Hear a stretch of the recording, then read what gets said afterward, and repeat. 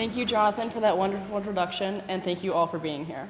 On March 16th, 2022, I had a meeting with my parents, my advisor, and my academic dean. I was told that I was being placed on academic probation because my mental health was so bad.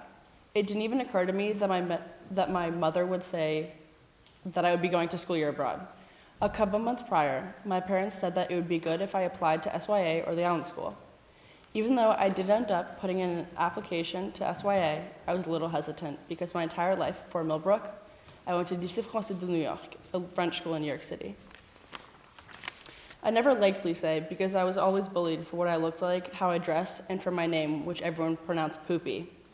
And if you think you're being original, you're not, because I've been called that my entire life. I decided that I wanted to go to a normal school, or as I called it, an American school. I chose Millbrook, and it was amazing. It did, however, take me 2 years to adjust to the American school system. Once I finally felt fully adjusted to my new life, my mom decided that it wasn't enough. After that meeting, I was in complete shock and locked myself in my bathroom and broke down. Living in France sounded like everyone's dream, but this was my living nightmare. I hated speaking French because it reminded me of the life that I used to live where I was constantly bullied. I accepted the decision and started spending as much time as I could with my friends and teachers. On the last day of school, I sat sitting in my empty room shocked that I was not coming back. I drove down School Road crying because I was being forced to leave the place that I called home. Summer went by, day by day, and I started getting a little excited to live in France. On August 30th, 2022, I joined a Zoom to meet my host family. It was really easy communicating with them because both my mother and I spoke French. I knew that I was going to have a good host family. The night before I left, my bags packed and my airport outfit ready to go, I looked out at the familiar New York skyline and started tearing up. I thought to myself, why am I being forced to do this when all I want to do is go back to Millbrook? The next day, I got to the airport and looked around to see who I would be spending the next 10 months with. I saw a familiar face, Jonathan. We had never really spoken before, but we were both wearing our Millbrook sweatshirts, which was funny. I was glad that I had someone that I knew that was going to be living in France with me. We went through security, and everyone got Starbucks because we didn't know when we would have it again. They didn't open one in Rennes until January. When we landed in France, we had to get on a bus for 5 hours to get to Rennes. And yes, I lived in Rennes and not Paris. Most people think I lived in Paris, but I've just given up on correcting them. Even though I was living abroad, I was actually still a Millbrook student. I had an advisor, and somehow I still had unexcused absences.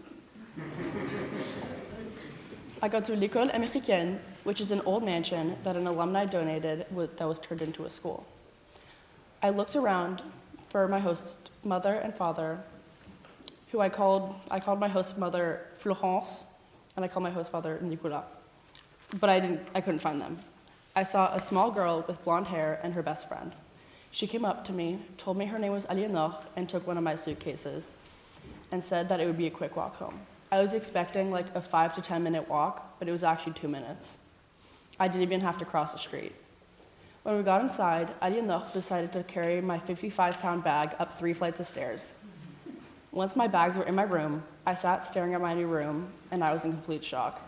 I thought to myself, oh my God, I'm in France. I took a quick nap and then was called downstairs for an apéritif because it was also Aliénor's 17th birthday. I was getting a little hungry, so I asked if we could eat dinner. We sat down at the table, and they served me the pork stuffed tomato that they had made. I didn't tell them that I don't like pork. The first question they asked me was, as an American, what are your thoughts on the Taliban? I had no clue how to answer because I was so surprised by that question. That was a sign that this was going to be a year of really fun and interesting dinners.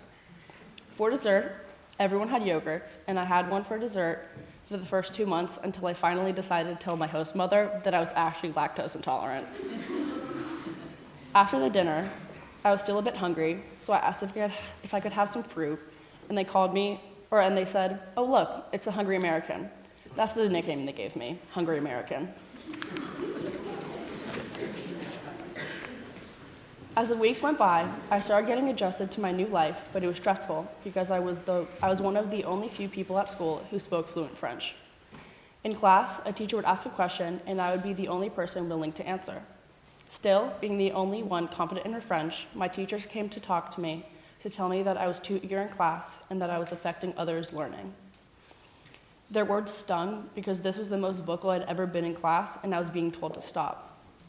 On the other hand, when I would go to a cafe after school to do my homework, my friends would hand me all their phones since they could not speak French as well as I could, and one by one, I would have to text their host families, letting them know at what time they would be home. But somehow, all the people who would give me their phones started finding other friends, not including me. I thought to myself, what is wrong with me? Why doesn't anyone like me? Did I do something wrong? The only thing that got me through not having any friends was my host family and Jonathan. I would look forward to that hour-long dinner every day at 8 p.m. My host mother, Florence, would scream, "À table!" We would go over our days and talk about the protests that were going on and the homework that Eleanor and I had to do. But since Eleanor didn't get out of school until 6 p.m. in the afternoons, I would go to a cafe with Jonathan a few times a week to do our homework together. When I wanted to be alone, I would go sit at a cafe in Sainte-Anne, go thrifting, or go to Paris to visit my brothers on the weekends. He goes to the American University of Paris.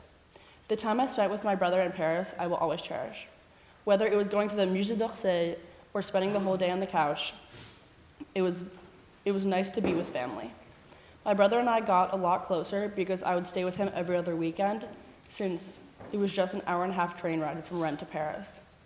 When I wasn't in Paris, I would spend every hour and a half, the French take really long lunches, just with Jonathan. We would order food and sit in the common room watching YouTube.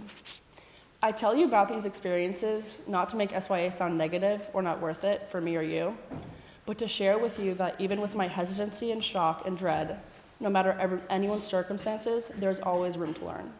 The biggest takeaways that I have from my time in France are, 1, you can learn to love being alone, even if you feel isolated and separated from your peers and you're far away from home.